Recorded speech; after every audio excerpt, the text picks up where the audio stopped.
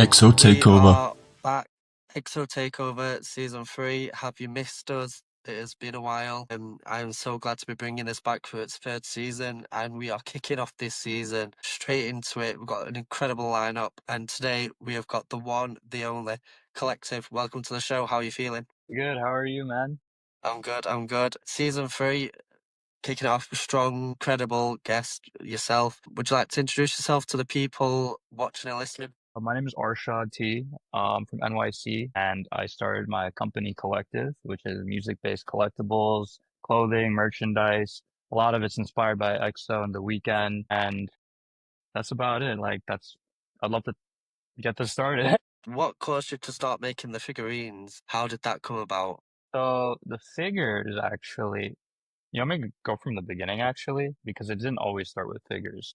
I've been always a fan of music growing up, and like I listened to a lot of music, so I used to make decals for my car, like on my friends' cars as well, and I'd put like an XO sticker.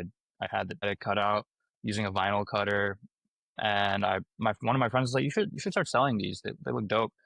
I was like, cool. So I started doing that, but then I was like, I want to do something more of my own, and I got into design. Like I've always drawn from a young age, so I started designing. I drew a design for an Oxy plushie, and I wanted because I really wanted an Oxy plushie, so I wanted to make my own. And my page started growing, getting more traction. I was like, let me make it for everybody. And then from there, I was actually gonna do plushies instead of figures for like The Weeknd and all these other artists. That was actually my original plan. But I was like, I'll do figures, like Funko Pop, like I have one on my desk, like something like this.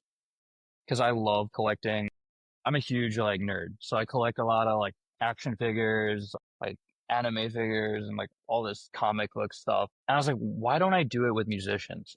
So I then made my first figure, the After Hours figure, based on my own art style. Had these made. Then I got into like Travis Scott. My last major one was Starboy, which is really cool.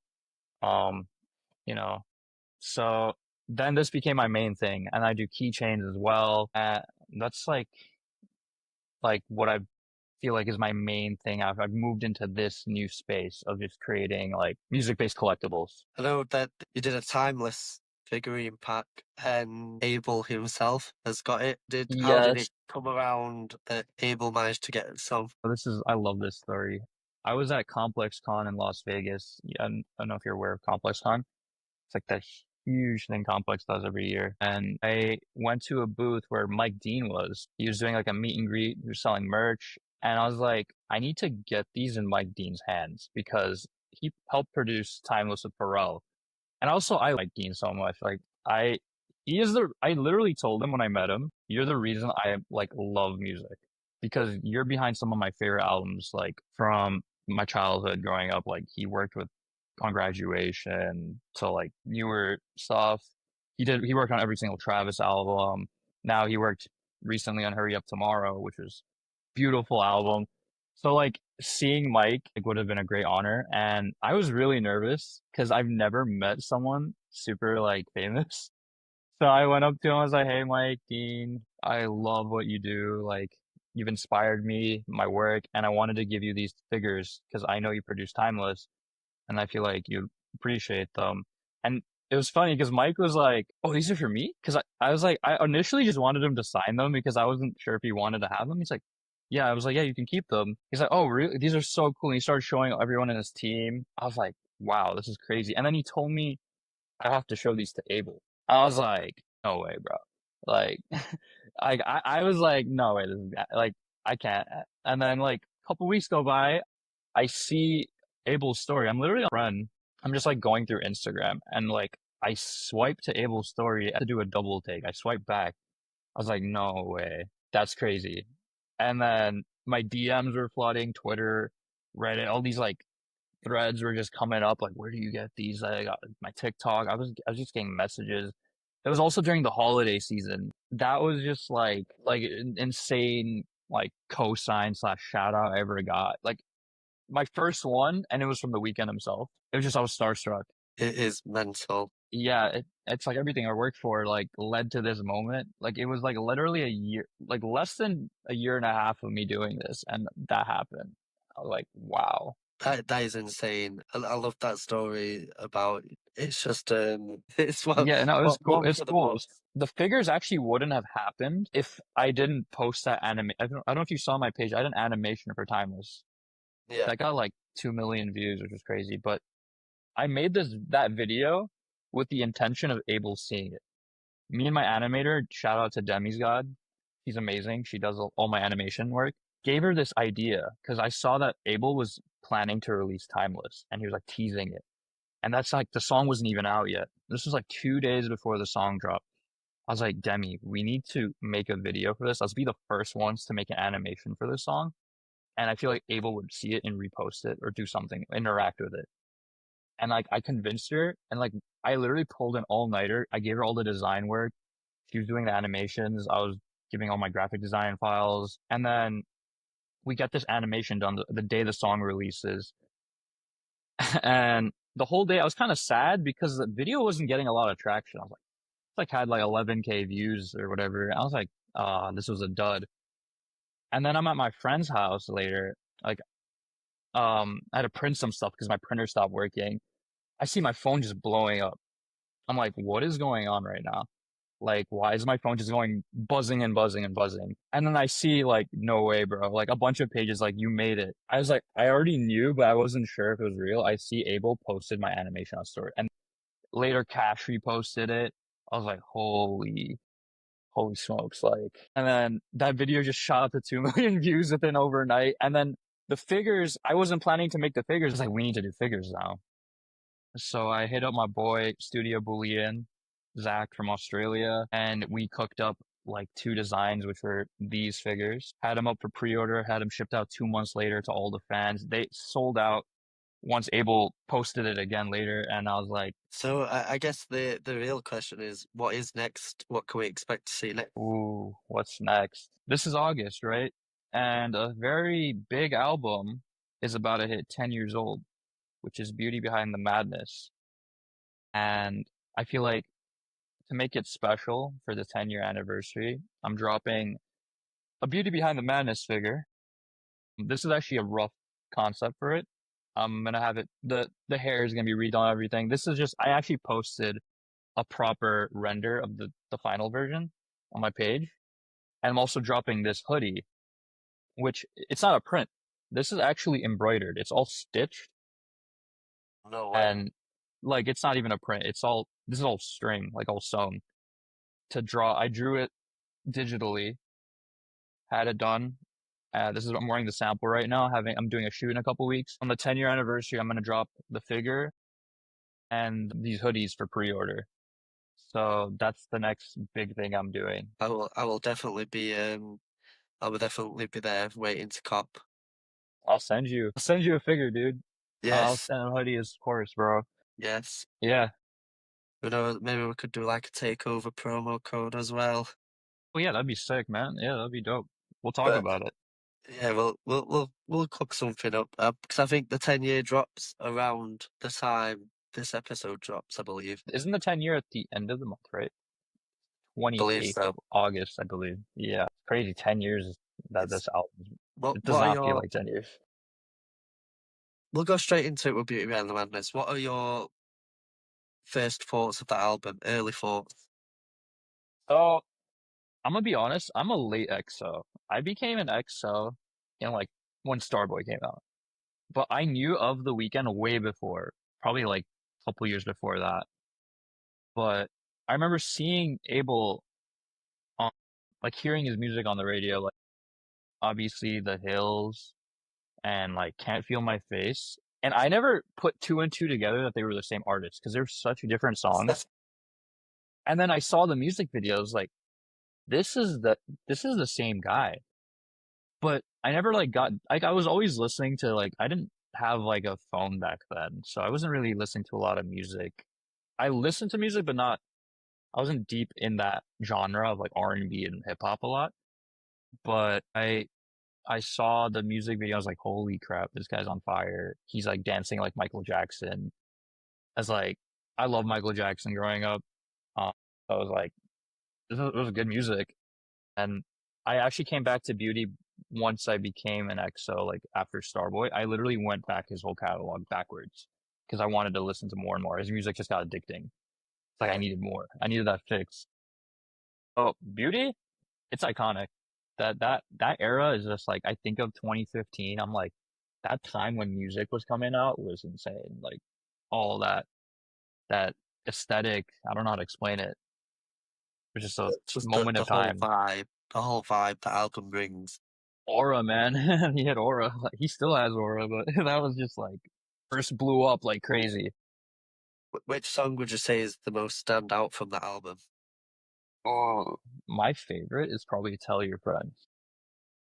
I love Tell Your Friends. That song just hits. The sample work. Like Dean worked on that along with Kanye, I believe. It's just I love when he raps or like tells a story on this. He was talking about his whole come up. Yeah. Such a sick song. Love that song so much. Tell Your Friends is one of them. Oh, In the Night too. that music video is one of my favorites. I think that One that thing Abel's good at, yeah. that song is definitely like the definition of like haunted stripper music.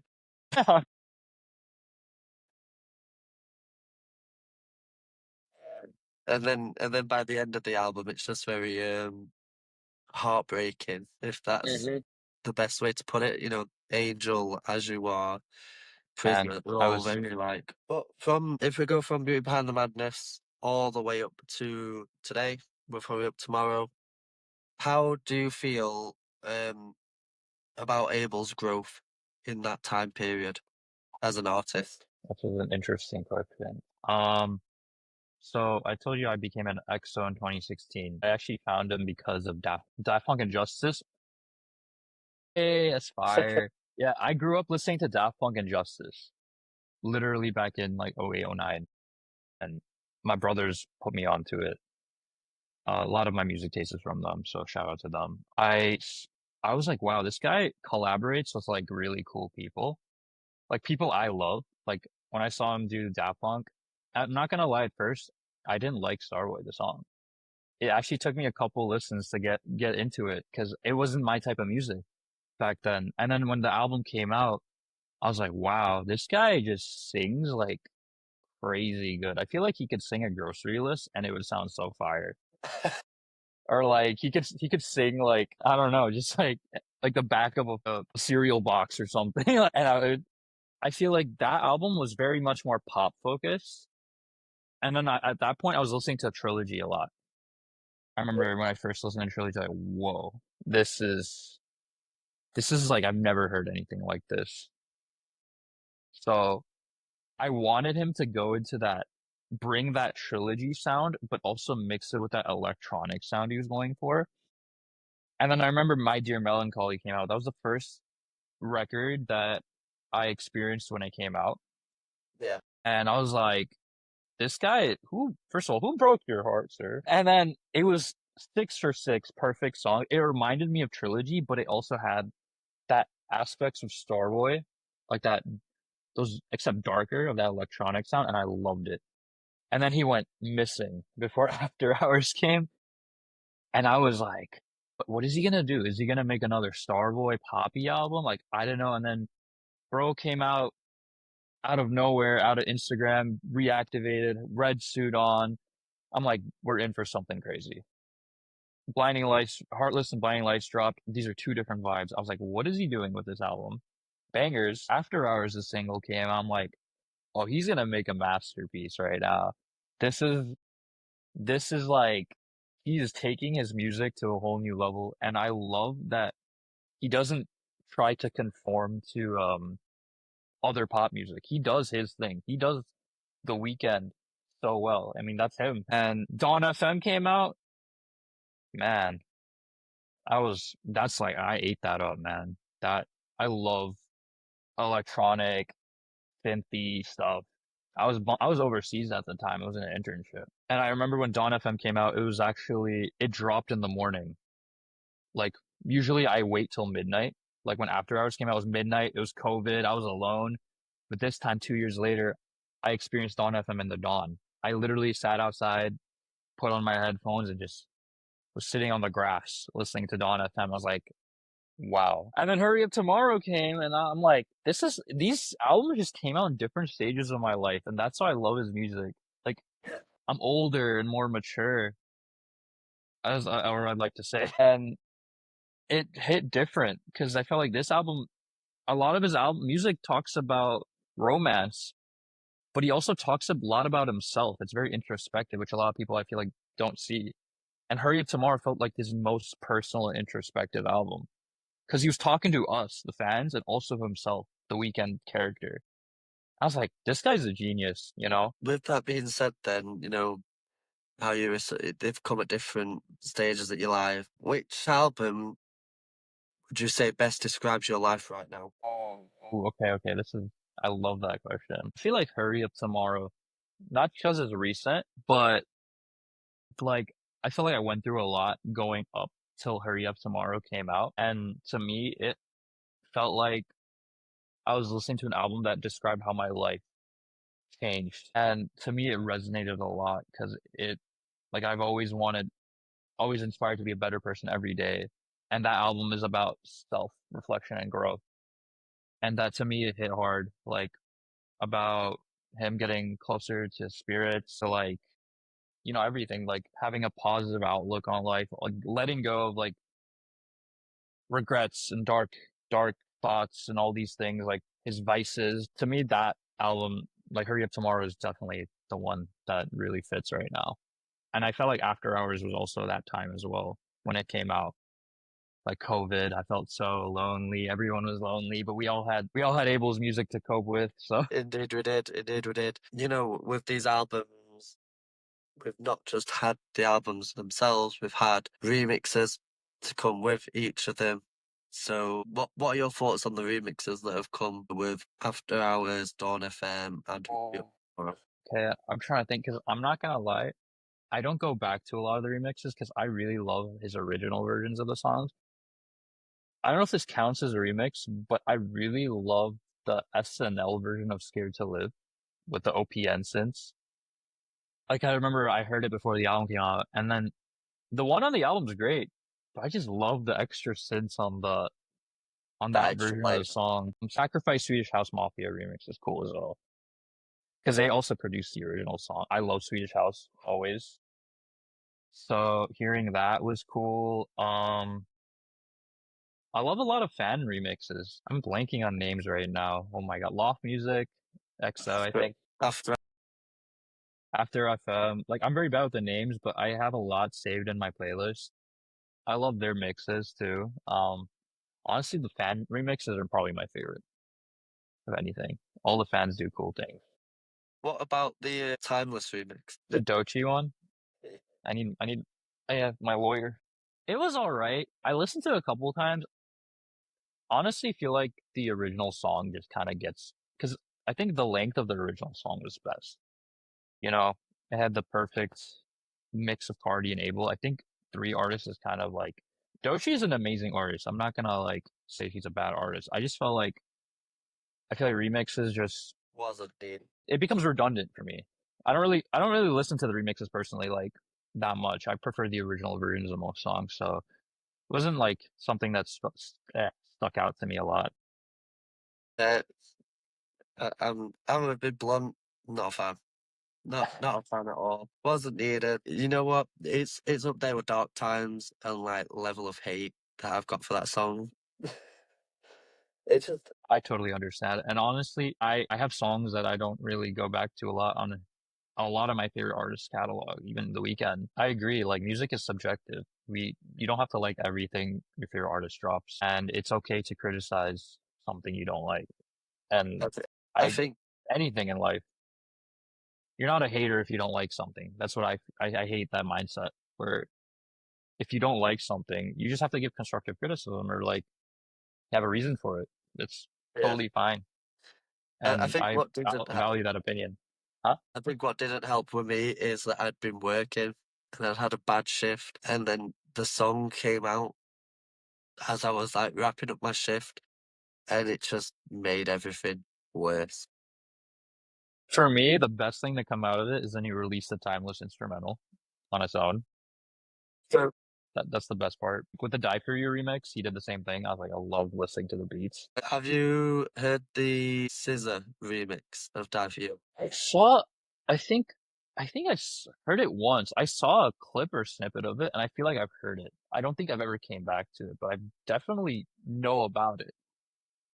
I remember also hearing the original version of Die For You back when the album, I think it was rolling out for Starboy. It was a long time ago.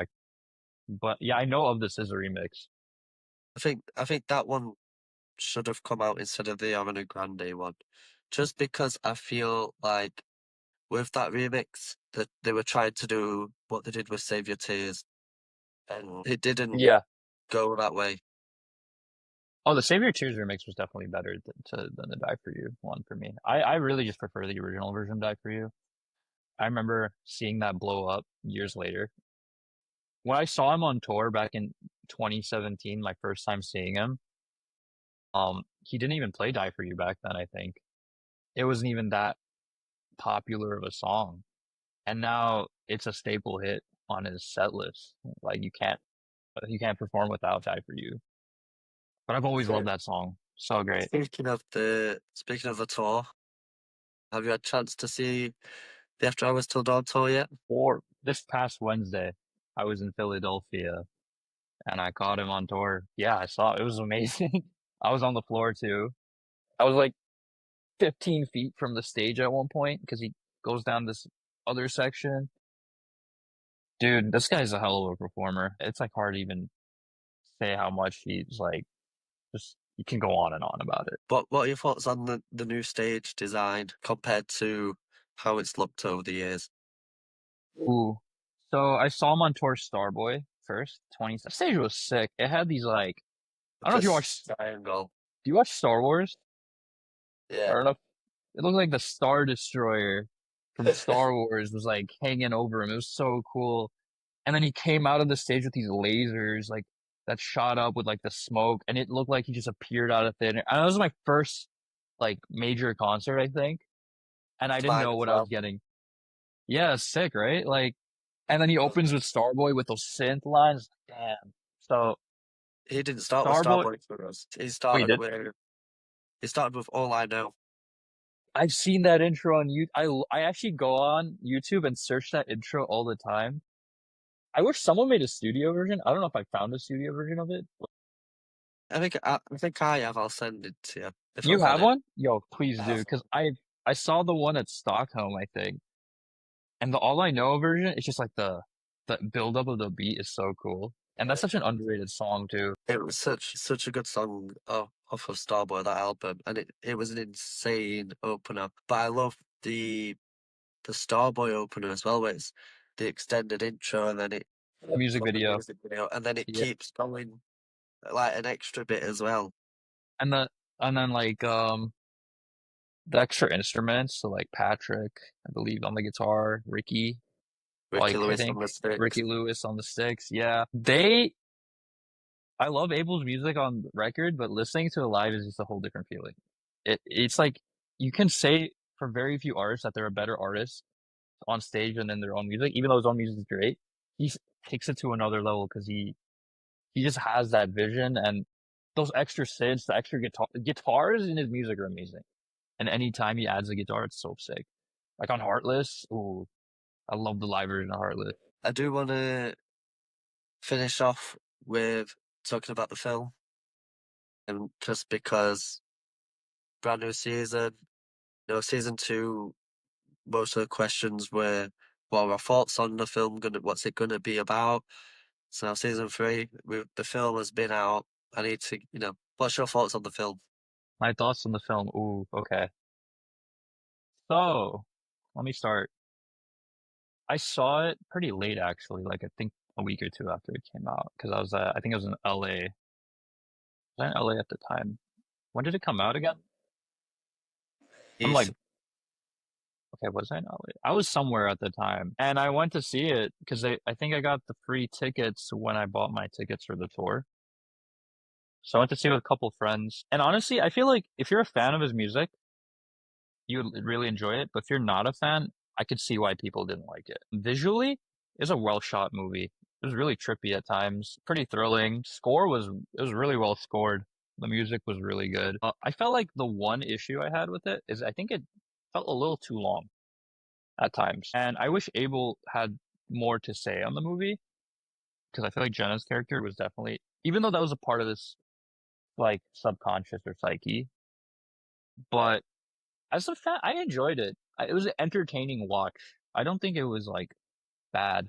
And also it adds more context to the album. I love the bathtub scene with the sleep paralysis demons. That was like baptized in fear. Literally, that's what I think of now when I hear baptized in fear is that. Honestly, it was one of the movies I've seen in my life.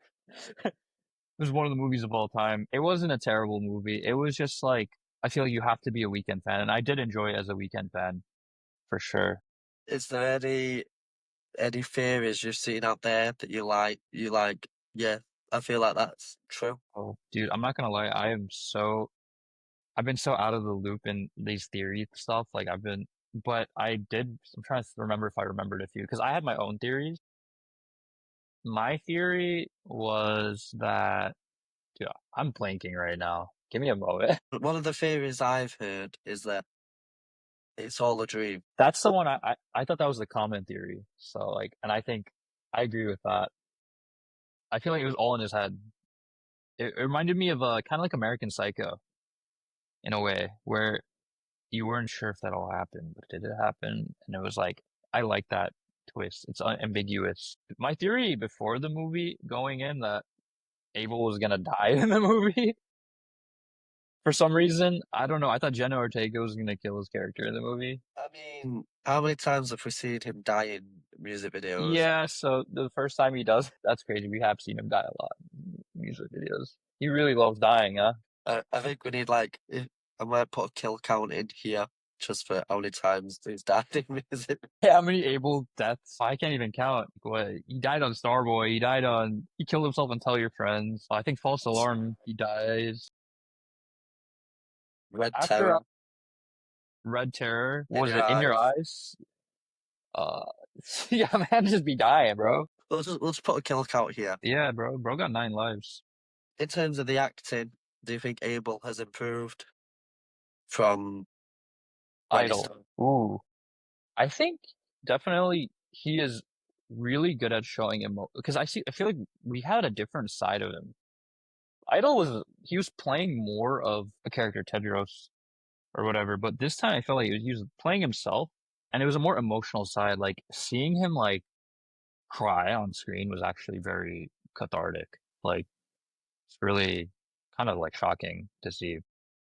And I think he has improved. He's really good at his facial expression is like, Yeah. especially like if you've seen the After Hours videos, it's like that really set that he's really good at facial emotions. He has a very, very soft spoken voice. So I really want to see him use more range with his voice. But like that's like I guess my biggest critique with it. But I feel like he could be a good actor. I'm more interested to see him as a director, if anything.